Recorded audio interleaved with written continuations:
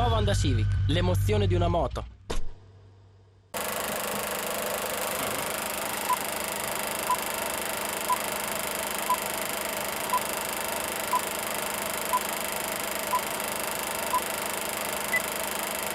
Straight, it's a bit bended.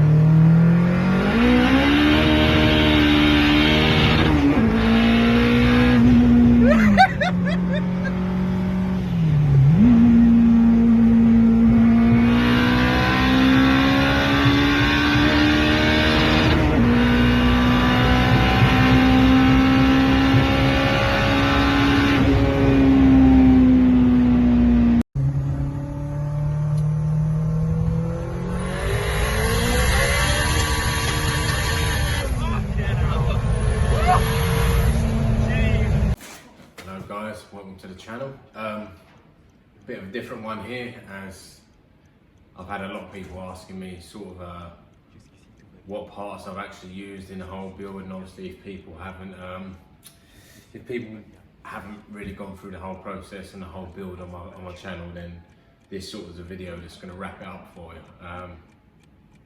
People wanted it in a bit more detail, so I'm going to give it to you now in the whole build on every part on the car, really. As you can see, I've had to write a list so I can remember it all, because it's such a big spec. But if you don't know already, this is the Tornado. This is my 729 brake horsepower street legal EP3 Turbo, and yeah, basically I'm going to just jump into it and go from there. So basically, obviously it's all built by myself. As you see if you're watching the channel, it's all built by me from square up. I've had obviously a couple of little helps and jobs, like a bit of aluminium welding, exhaust welding, things like that. But other than that, the engine's built by me. I've put in the car by me. Jesse Alford, J Cal tuned it. And yeah, basically other than that, it's just all off my own back. So I'll start with the bottom end specs. Basically, obviously this is a fully forged motor.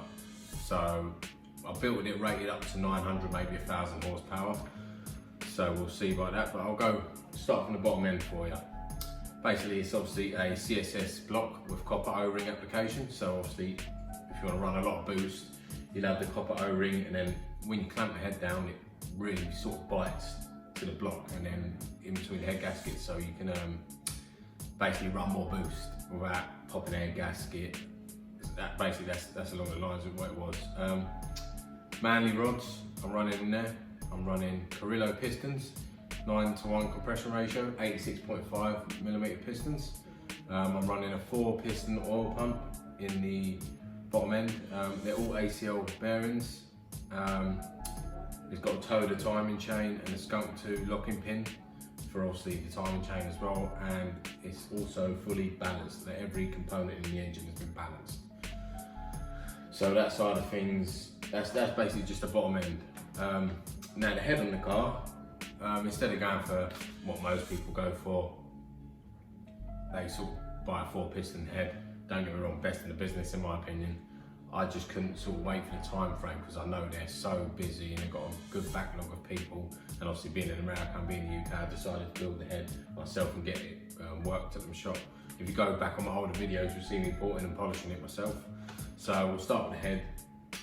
It's port and polished. It's got 3-air valve guides. It's got Skunk 2 valves, but they're stock size valves I've gone for. Skunk 2 springs and retainers in there.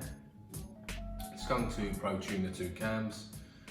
Skunk 2, obviously now we're going on to sort of the attachments on the head. Skunk 2 Ultra Series intake, as you can see. Skunk 2 70mm, oh, sorry about that, Tagiwa 70mm throttle body, sorry. And it's running ARP head studs, obviously, to clamp it down for all the pressure. Here we go.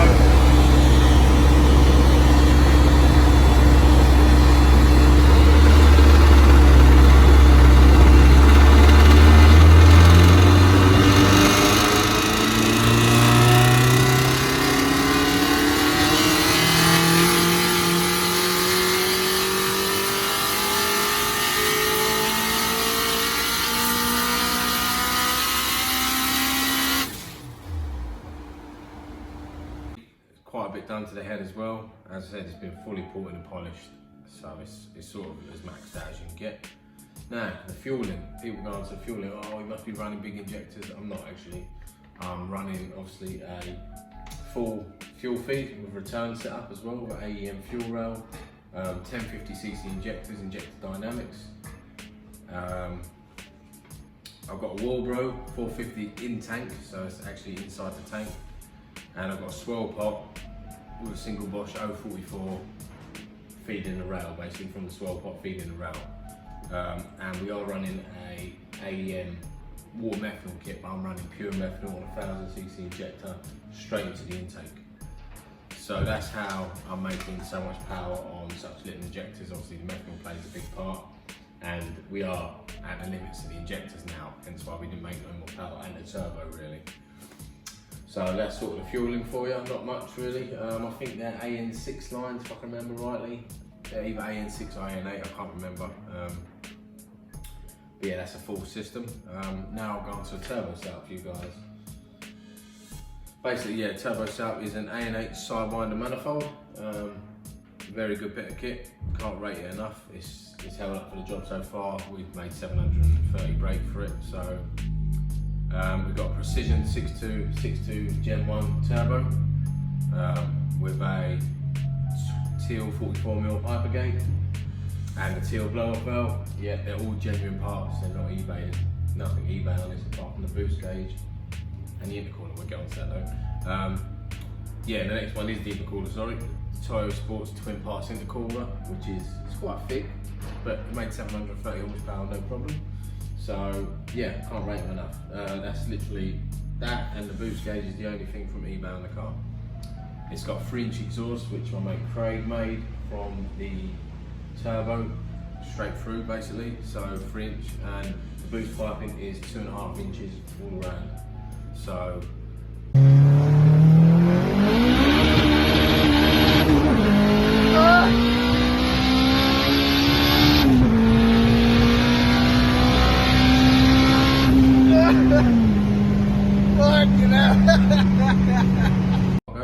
the gearbox, I've had so many messages about how's your gearbox holding up, this, that and the other. Well, I said I'll post a couple of clips in this video as well, which with talking to Jesse at the time and him telling you the talk and showing the figures, so you can see that, obviously if you've never seen the channel before, if you've never seen the car before, you can see that I'm not lying, they were there live in front of you. So I'll just add them in, and then basically, yeah, people asking about the gearbox. So it's a custom 5-speed box basically. It's the first one I've tried. It's got a mixture of gears in it. It's got a mixture of gears from Type S and just sort of a Honda Stream box as well. And it's also got obviously carbon synchros. And it's got a longer final drive. It's got a 4.1 final drive in it. And it's got an M Factory Race Spec 2 diff. And it's got a twin plate race clutch, extreme race clutch, sorry.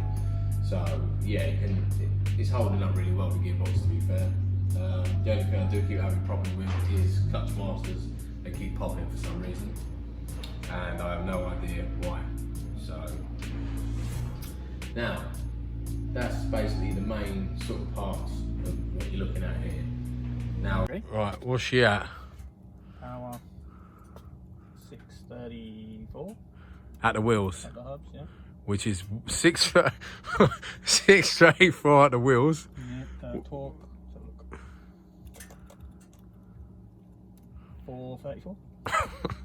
Yeah, it's doing right. And is that the most powerful car you've mapped? Yeah, it's now, yeah. It is now. Wow. And what is that in brake horsepower and foot-pounds of torque roughly? Oh, you play this game all day long. Yeah, I know, but just obviously every real tuner and everyone on their cars know, obviously. What did I say it was? 634, I think. 634, yeah, 634. So he's now doing the figures on his phone. Oh, I don't know, let's just do 10%, 700 brake. 700 brake, there we go, we've cracked it. So we say it's around the 700 horsepower mark. And what is that foot-pounds in torque roughly? Well, another fucking 10% to it. 480, something like that. 480 foot-pounds? Like that, yeah. Wow. Wow, so there we go, guys. I know we had the route to 800, but to be honest with you, we knew that this turbo and injectors was not going to make 800, we'll be honest with you, but we were just maxing this for the time just to see how the car and engine performs. Obviously, I've never built a K-Series before. It seems I've done all right, doesn't it, so far? Yeah. Would you say so? So yeah, and that's the graph, guys. So we are at over 700, sort of. So that's how we ended the green whilst on fire. Yeah, that was last time. You know, first run and we had fire. Yep. And then now that's 2.1 bar. Has it gone at 2.1, has it? It's 2.1. At 9,400 RPM. What was the fuel in that, right up there, yeah? Yeah, like 11.6 or something. Yeah, like, no, I mean 100% on the injectors and that. Oh, yeah, something like that. Yeah, 95, something like that. So, yeah, obviously, it's at its limits, and that's the absolute maximum you can make. So, yeah, she's absolutely smashed it. I'm going to get, obviously... You're looking at here. Now we'll go on the other parts, what most people want to know about as well. So, I'm running management-wise at the moment a K-Pro V4, holding up very well, doing everything it needs to do. I won't be staying with K-Pro, I don't think, in the future. I'm probably going to go over to Link. Yeah, and obviously people wondering how's it handling the power. To be honest, it really isn't. It struggles.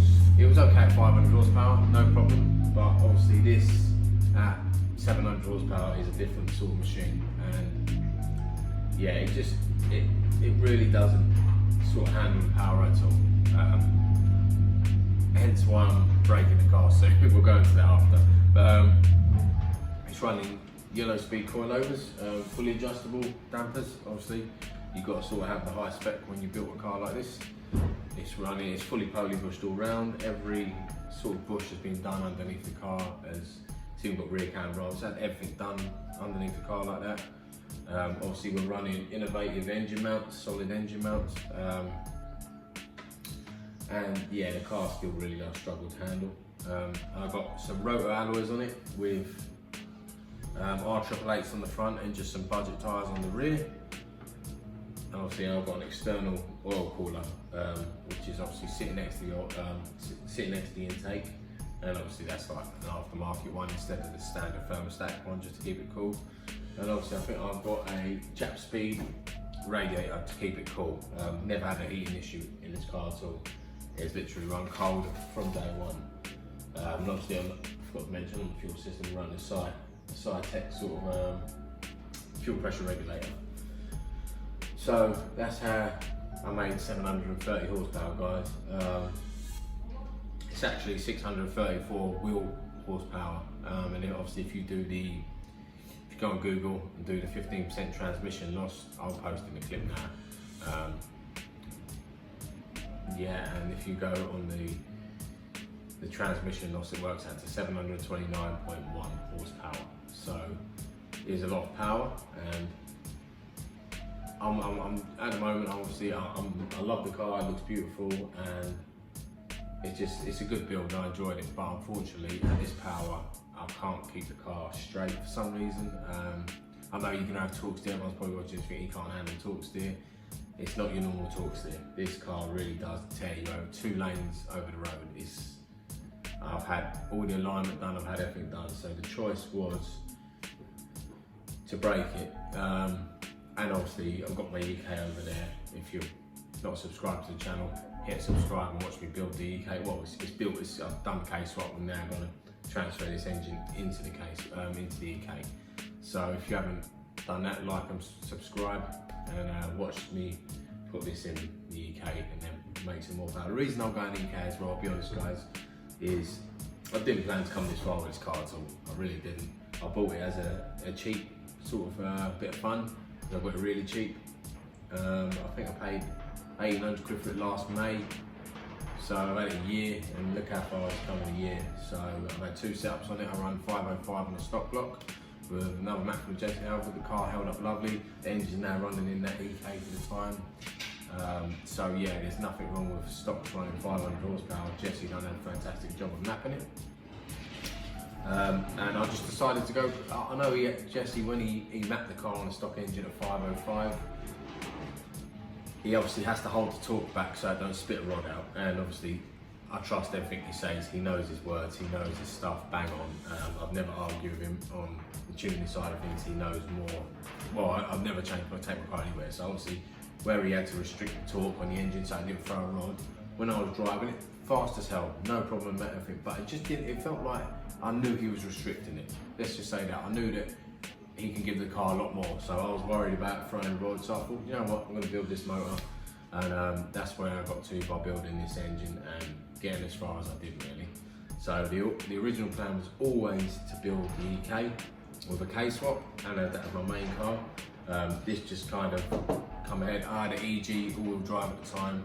If you go back on the channel you see it, and it wasn't a very good condition one. There was just too much work for me. At the time I didn't have a unit where we are now, and yeah, the situation just wasn't right to finish the EG. If I'd had the EG now I would have done it, but that's what happens. So yeah, basically this engine is going to be going in the UK, and this car is either going to be sold as a rolling shell, or it's going to be completely stripped and scrapped, which is a shame, but that's part of building cars. So yeah, anyway, enough nattering on. I hope you enjoyed the video on the full build of the car and every part by part. If there's any questions or anything you want to know, I've got my Instagram page and my Facebook page is going to be in the description of this video. Also drop a comment, just let me know what you're thinking. Yeah, that's basically, I haven't got really much more to say about it other than that. So it would be nice if I could do a Q&A on it, but I said this is a YouTube video, so yeah, I want to leave it there, guys. Thanks for watching if you've got to the end of the video, because obviously I've been a lot of nattering. I said like, subscribe, share. Let's show people what Booster Elements can build, because she's a fast car. See you soon.